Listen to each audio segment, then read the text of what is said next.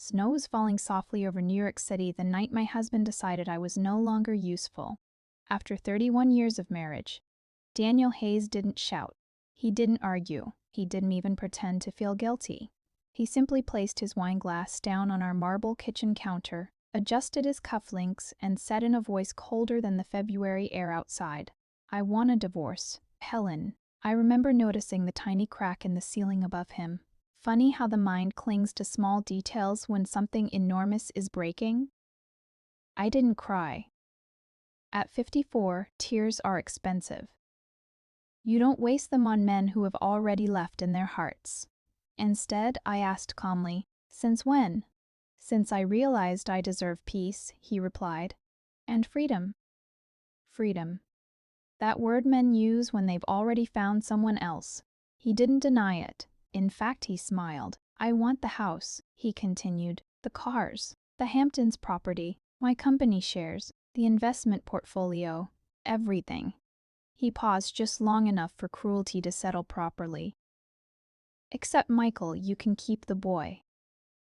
Not our son, the boy. Something inside me shifted that moment. Not shattered. Shifted.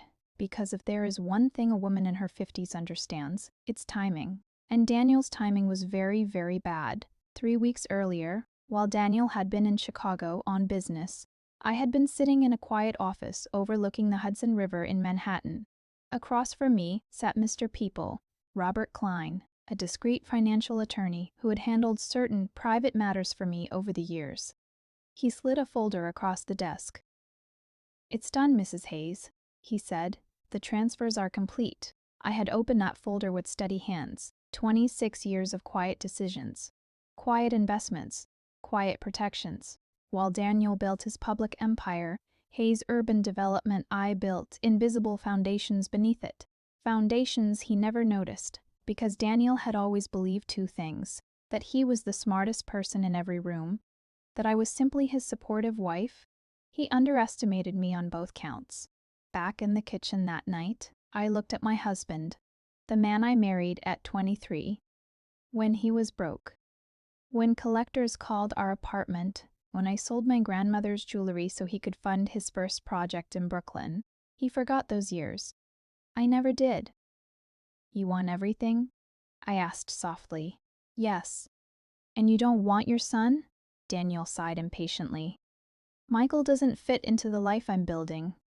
Ah! There it was, the new life, the younger woman, the fresh start. He thought he was trading up. Men like Daniel always do. "Okay," I said. He blinked. "Okay, I won't fight you." For the first time he looked surprised. "You won't?" "No." Suspicion flickered in his eyes, but arrogance swallowed it quickly. "That's mature of you, Helen." "Mature," he said it like an insult. I smiled. Michael found out the next morning. Our son was 16, tall like his father, but with kinder eyes. "Dad's moving out?" he asked quietly. "Yes." "Did I do something?" That question nearly broke me. I cupped his face. "No, sweetheart. Adults sometimes break what they promise to protect." He nodded, trying to be brave. "I'm staying with you." "Yes." He exhaled in relief. Daniel had no idea what he was giving up. The divorce papers arrived within days. Daniel's lawyer, a sharp woman named Cynthia Ward, wasted no time. The settlement was brutal. Primary residence, Daniel. Hampton's house, Daniel. Luxury vehicles, Daniel. Majority business shares, Daniel. Investment accounts, Daniel. Child custody, Helen. Minimal support. It was designed to humiliate. Friends began calling. "Helen, you can't agree to this. You'll lose everything. Fight him." Even my own lawyer looked horrified. "This is financial suicide," he said. I stirred my tea calmly in my Upper East Side apartment. The one Daniel didn't know was solely in my maiden name. "It's fine," I replied. "It's not fine," he insisted. "You built half of that company." "No," I corrected gently. "I built more than half." He frowned. I didn't elaborate. Daniel moved into a glass penthouse overlooking Central Park, and 2 weeks later, I finally met her. Vanessa Cole, 29, blonde, social media consultant, perfect teeth, perfect posture, perfect ignorance. She walked into our former home like she was already redecorating it in her mind. Daniel introduced her casually. "This is Vanessa." She extended her hand. "I've heard so much about you." "I'm sure you have," I replied. Her eyes scanned me, my tailored navy dress, my understated diamond studs, my calm expression. She expected devastation. Instead, she found composure. That unsettled her. Good. The court date arrived in early March. Cold wind whipped across the courthouse steps in New York City. Inside, the courtroom buzzed quietly. Daniel looked confident. Vanessa sat behind him, legs crossed elegantly, as if attending a fashion show rather than a divorce hearing.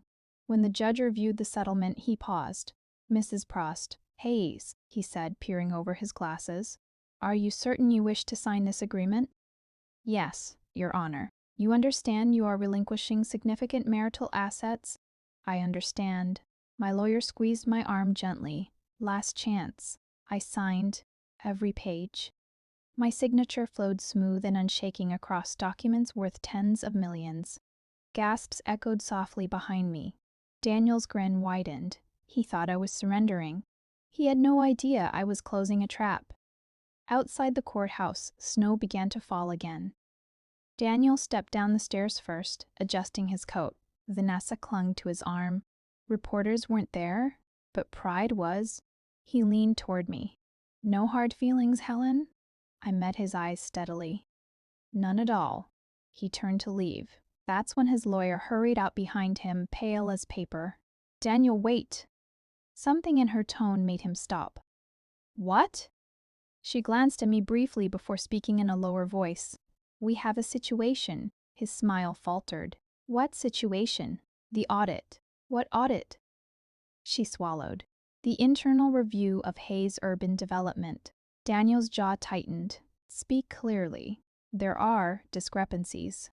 I watched the color drain from his face, because 3 weeks earlier, that quiet meeting in Manhattan had not only finalized my asset transfers, it had triggered something else, an inquiry.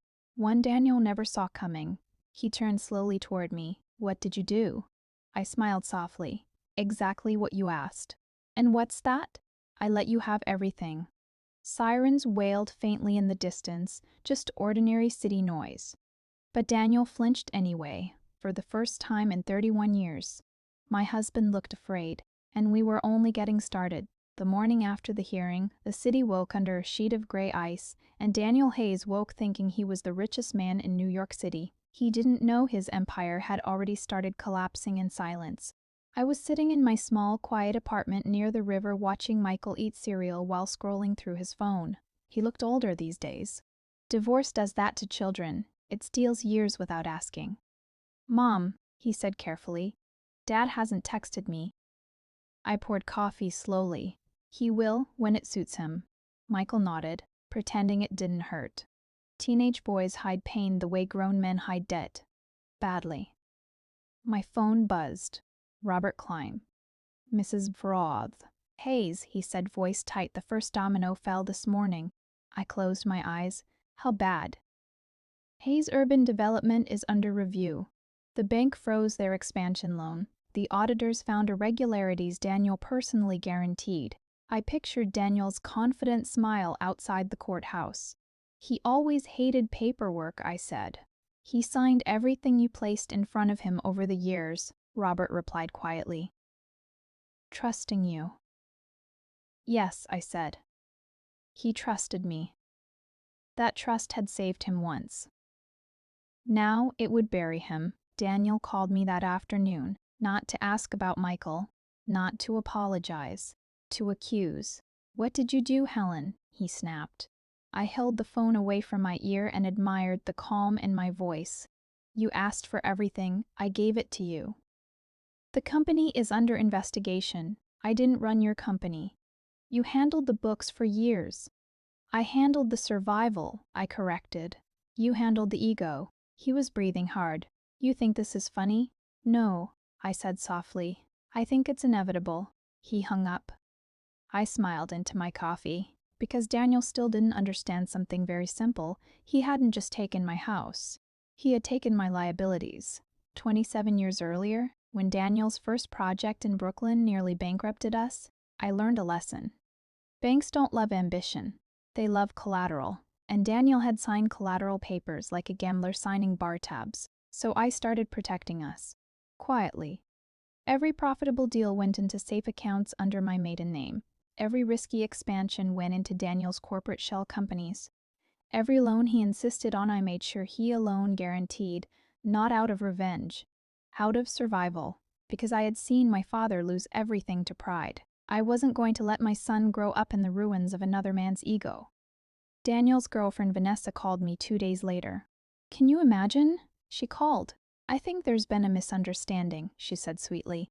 Daniel says you're hiding money. I almost laughed. I'm not hiding anything, I replied. Your boyfriend owns everything now. Silence. Then, quietly, the house has 3 mortgages? Yes. And the Hamptons property is tied to a construction loan? Yes. And the cars are leased through the company? Yes. Her voice cracked. Oh my God. I hung up. Vanessa learned faster than Daniel. Women usually do. A week later, Daniel showed up at my apartment unannounced. No suit, no confidence, just panic. Helen, he said, pushing past me, we need to talk. Michael watched from the hallway. I told him gently, go to your room. When we were alone, Daniel ran a hand through his hair. The banks are calling loans. Investors are backing out. Someone tipped off regulators. I need help. There it was. Not apology. Need. You said you wanted freedom, I replied. I didn't mean ruin. I didn't cause ruin. I signed papers. You knew. Yes, I said quietly.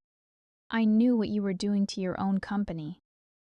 He stared at me like he'd never seen me before. You're not the woman I married. No, I said. She died somewhere around year 20 when you stopped coming home before midnight. He sat heavily. I'm going to lose everything. I didn't say anything, he whispered. The penthouse is financed. The cars are financed. Even Vanessa's condo, financed. I poured tea. He looked up with red eyes.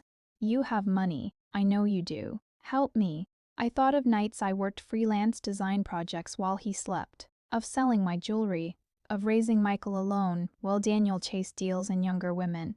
I thought of the way he said, "Accept the son." No, I said. He flinched like I slapped him. News spread quietly through our social circle in Manhattan. Daniel Hayes wasn't the golden developer anymore. He was over-leveraged, investigated, desperate. Vanessa disappeared within days. No goodbye, just gone. Daniel left voicemails at midnight. Helen, please.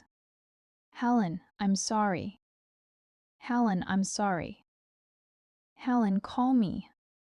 I didn't answer, not because I hated him, because I finally loved myself more. Michael's birthday came in April. 16 candles in the small bakery near the river.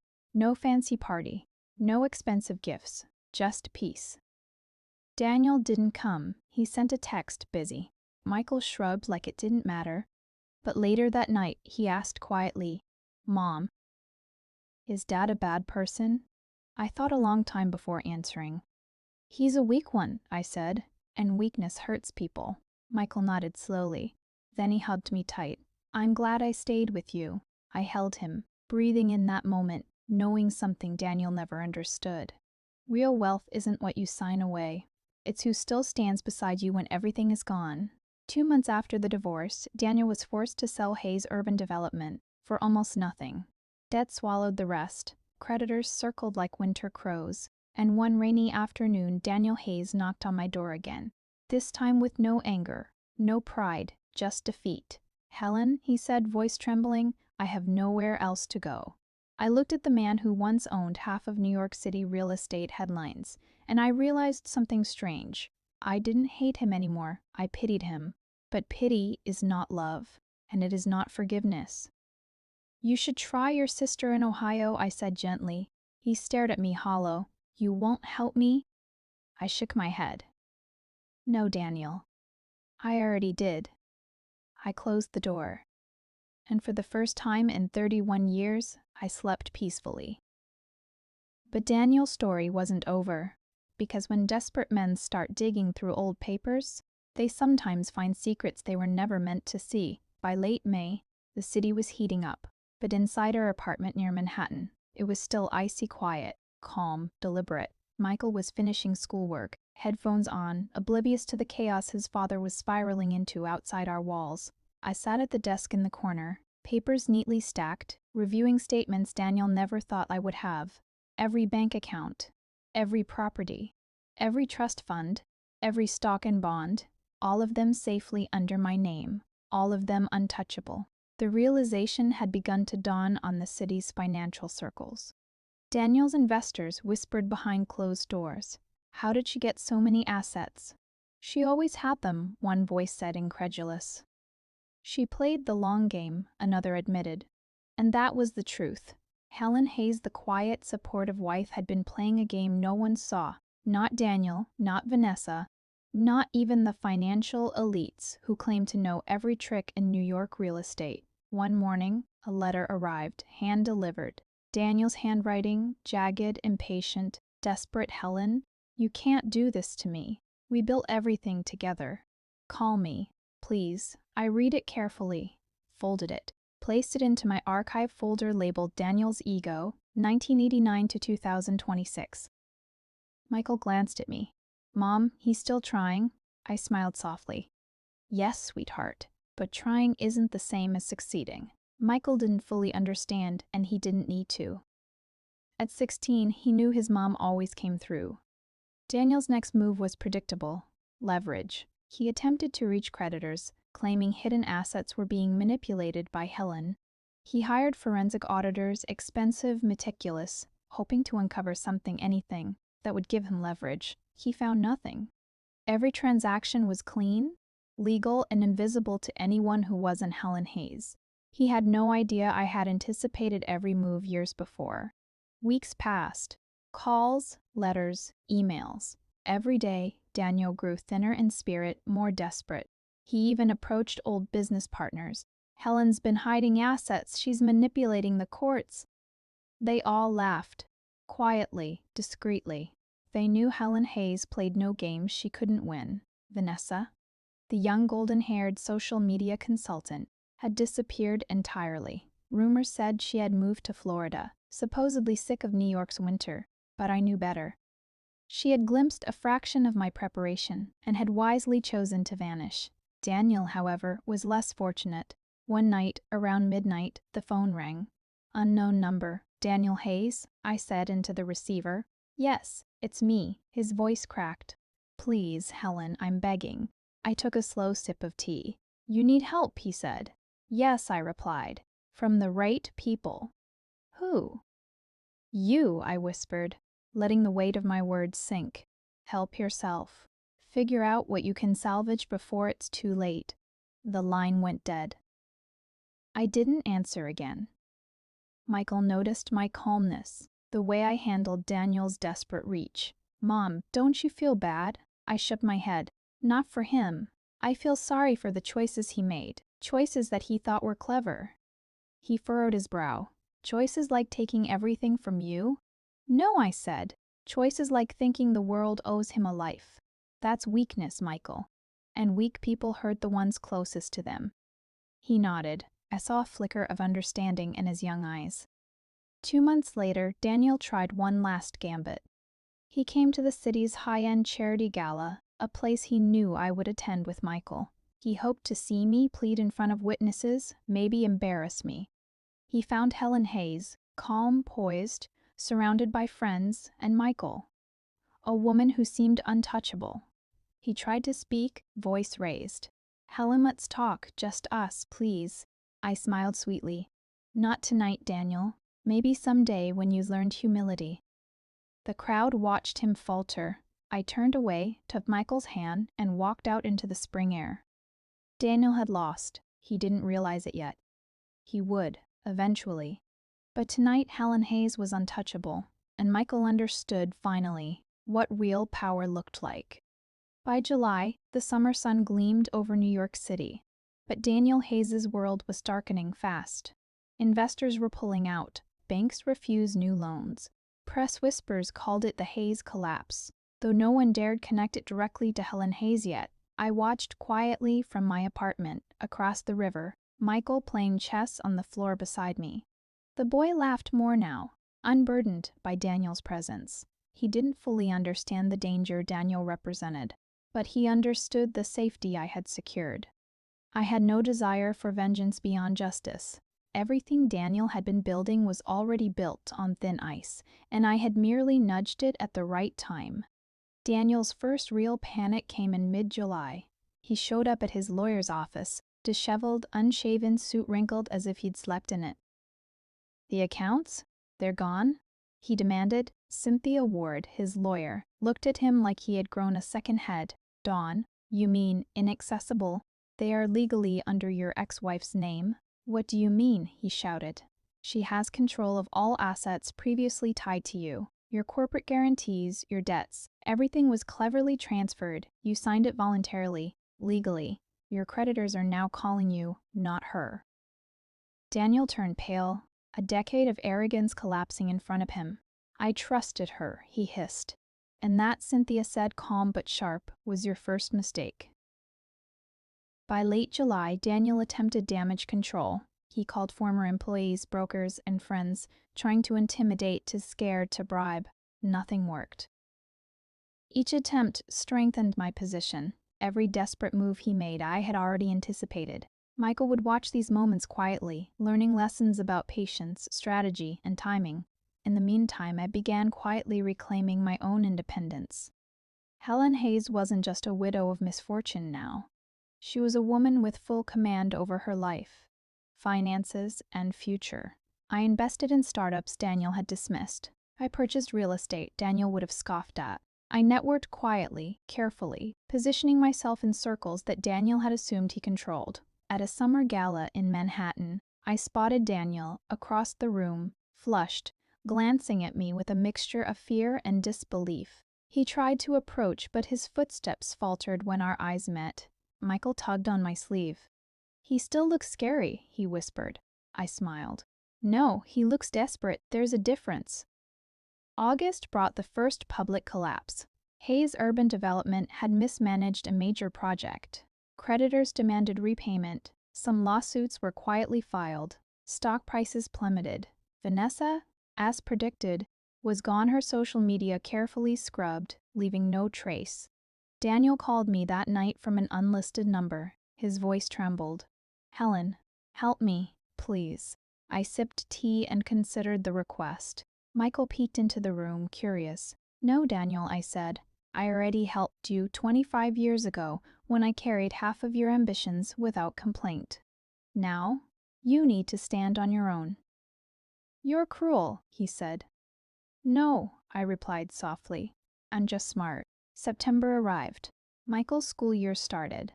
Life resumed its rhythm. Slower, calmer, more predictable. I focused on my own projects, expanding the businesses I had quietly nurtured over the years.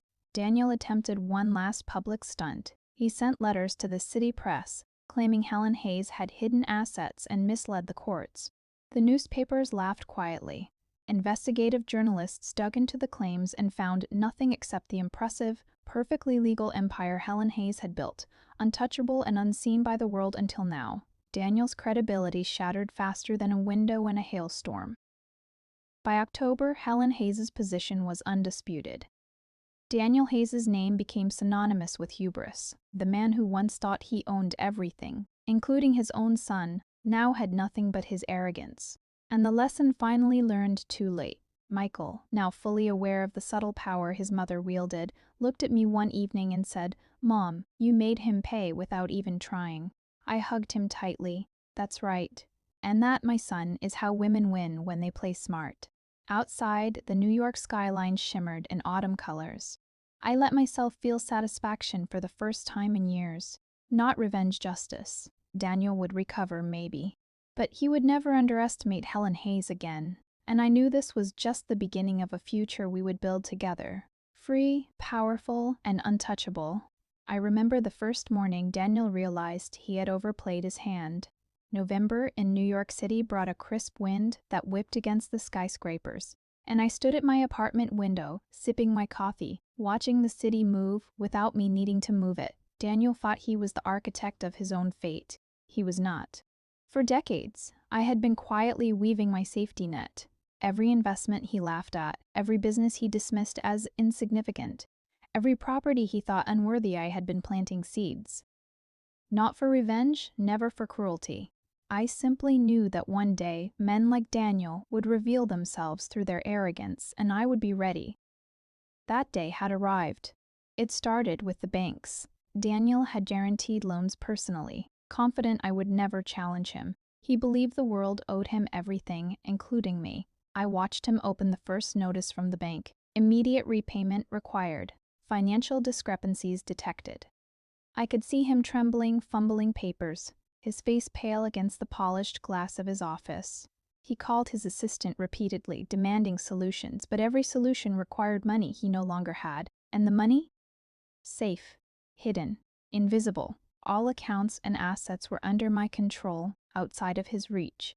He didn't know it, but I had already won. I remember that evening vividly. Michael was on the couch, headphones on, doing his homework. I sat nearby reviewing my own investments. I could feel the weight of all those years, the sleepless nights, the early mornings, the constant compromise finally paying off. I whispered to myself, "This is what foresight looks like, Michael. Watch carefully." I didn't want him to see joy in my face. This was not gloating. This was justice. Daniel's arrogance turned into desperation over the next few weeks. He called former partners, vendors, anyone who might lend him support. Each conversation ended the same: a polite refusal, a forced sympathy, or a polite hang-up. He didn't realize that I had quietly informed key people over the years, planting subtle reminders of our financial separations. Every company he had trusted blindly, every investment he had guaranteed, was already insulated from his mismanagement. I could almost hear him screaming silently in boardrooms and cafes across the city. Then came the letters from the creditors. So many letters. So many phone calls. They poured in like winter rain. Daniel's penthouse, which had once symbolized power, had become a pressure cooker. Leases, corporate loans, personal guarantees all came due at once. He couldn't stop the avalanche. And me? I simply watched, taking notes in my head, keeping my calm. Every panic attack he suffered, every sleepless night, was a testament to decades of careful planning on my part. One night, I got a call. I could hear the desperation in his voice immediately. "Helen, I need your help. Please. You have money, resources, I can't. I'm falling apart." I sipped my tea slowly. "Daniel, do you think I didn't anticipate this day?" There was silence on the line. You planned this," he whispered. "Yes," I said quietly, "not for revenge, but for survival, for my son, for myself. You thought I would simply give up.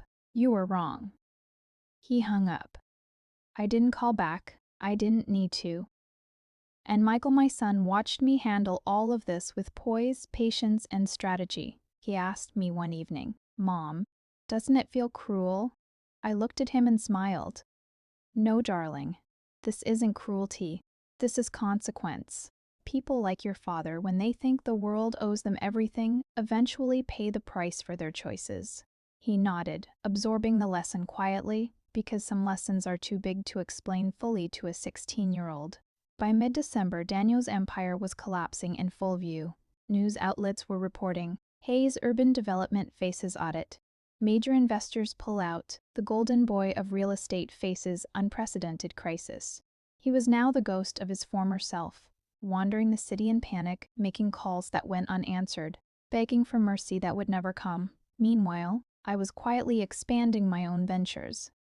The properties Daniel dismissed, the businesses he thought were irrelevant, they were now thriving under my management. I had taken what he considered small, invisible, and unimportant, and turned it into something untouchable. One snowy evening, Daniel showed up at my door, not in his suit, not in arrogance, just desperation.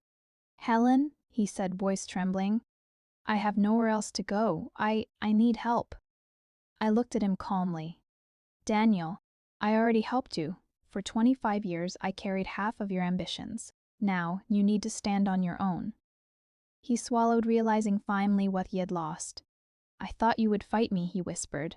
I did, I said softly. I fought for me. I fought for Michael. And I won. He turned and left, his shoulders slumped, the snow crunching under his steps, and for the first time in decades, I felt unshakable peace. Michael hugged me that night. Mom, we really did it. Yes, sweetheart, I whispered. We did, and this is only the beginning. I looked out at the New York skyline, snow falling gently, and allowed myself a quiet smile. Daniel had underestimated me, as men always do, but Michael had learned from me. Patience, strategy, and foresight are stronger than arrogance, wealth, or threats. I had lost nothing. I had gained everything, and Daniel Hayes would never forget the woman who had outsmarted him. I remember the first morning I realized the full scope of what had happened. Daniel Hayes, once untouchable, was no longer the man who had commanded rooms and bank accounts alike. He was a shadow, a memory of arrogance, pacing the streets of New York City like a man searching for something he could never find. I watched it all unfold from my living room, a cup of tea in hand, Michael beside me doing his homework. He didn't need to see everything. I had already prepared the lessons he would carry for life. The city moved around us, oblivious. But I was watching, seeing the invisible strings of consequence finally pull taut around the man who thought he owned everything. Daniel's public humiliation began quietly, as most disasters do. Headlines started appearing. Hayes Urban Development defaults on loans. Real estate mogul faces legal and financial scrutiny. Ex-wife's strategy revealed. Experts praise Helen Hayes' planning. I remember reading one of those articles while Michael ate his breakfast. He glanced up, curious. Mom, you're famous? He asked, half teasing, half amazed. I smiled, brushing my hair from my face. Not for the reasons he thinks. I'm famous for planning, patience, and thinking ahead. He nodded, absorbing it silently. Children understand more than we give them credit for. Daniel tried to reclaim control. He held press conferences, tried to spin the story, blaming market conditions, bad luck, even me. But every move he made only dug the hole deeper. His investors had seen the legal protections, the transfers, the meticulous planning he had ignored for decades. The man who once owned New York real estate headlines now owned nothing but whispers and pity. I didn't gloat. I didn't need to. His collapse was not my victory. It was the natural result of arrogance meeting foresight. One evening, Daniel showed up at my apartment again. His suit was rumpled, his hair unkempt, panic in his eyes. Helen, please, I can fix this. You can't fix arrogance, Daniel. I interrupted, calm, poised. You can only survive it if you learn humility, and you've been too proud to learn for 31 years. He stared at me. For the first time, I saw fear, raw and unmasked. The man who once asked me to give him everything except our son now had nothing. Michael appeared behind me, arms crossed, watching silently. Daniel flinched at the sight of my son. You see him? I said softly. This is the future you ignored. This is what matters. Not wealth, not fame, not control. This. Daniel lowered his eyes, unable to meet Michael's gaze. I had never seen him smaller. Over the next few weeks, Daniel's financial world unraveled publicly. Banks called for immediate repayment. Creditors sued. Investors demanded explanations. Lawsuits piled up like winter snowdrifts. Vanessa was long gone, leaving him with no ally, no support, no strategy. I watched quietly. I made a few careful moves myself, small, invisible gestures to ensure Michael's future remained untouched. The assets I had cultivated over decades began to blossom. Properties Daniel had scoffed at became profitable. Businesses he dismissed quietly thrived. My foresight became tangible, visible, unstoppable. Then came the final moment of reckoning. Daniel appeared on the front steps of the city courthouse. Camera flashes bouncing off his exhausted, defeated face. Reporters crowded around. I stood back, in my winter coat, Michael beside me. I didn't need to speak. The scene said it all. The man who had demanded everything except our son had lost it all. Daniel tried to explain, to defend himself, to recapture dignity, but the world saw only failure, humiliation, the collapse of a man blinded by his own ego. And in that moment I realized something profound. This was never about revenge. It was about justice, strategy, and foresight. Michael squeezed my hand. "Mom, we did it. You did it." I kissed the top of his head. "No, darling. We did it together. And now we build the life we choose, free, untouchable, strong." That winter, as snow fell quietly over New York City, I walked through the city streets with Michael. We passed Daniel's former penthouse. He was nowhere to be seen. Vanessa had moved on. Investors whispered. But we were unshaken. I could feel the weight of every year, every sacrifice, every quiet strategy I had carried silently. It all culminated here, not in riches, not in luxury, but in control. Control over our future, over Michael's life, over the legacy of choices we made wisely. And Daniel Hayes? He would remember me. He would never forget the woman who had outsmarted him, who had protected her son, and who had quietly, decisively built an empire without him even knowing. I held Michael's hand as we crossed the street. The snow swirled around us, silent witnesses to a new beginning, and I whispered to myself, smiling, "This is only the beginning." I remember the morning clearly. The sky over New York City was a cold, clear blue, the kind of blue that makes you realize how small human arrogance is when measured against time and foresight. Daniel Hayes had called me again. For the last time, I assumed. His voice was broken, frayed, empty. "Helen, please, I don't know what to do." "I've lost everything," he said. I didn't speak immediately. I let the weight of my silence hang in the air. The man who once demanded everything but our son, stood powerless, grasping at shadows, and I finally understood the full measure of peace. "Daniel," I said slowly, "you had your chance. You were given every opportunity, and you chose arrogance, greed, and ignorance over wisdom."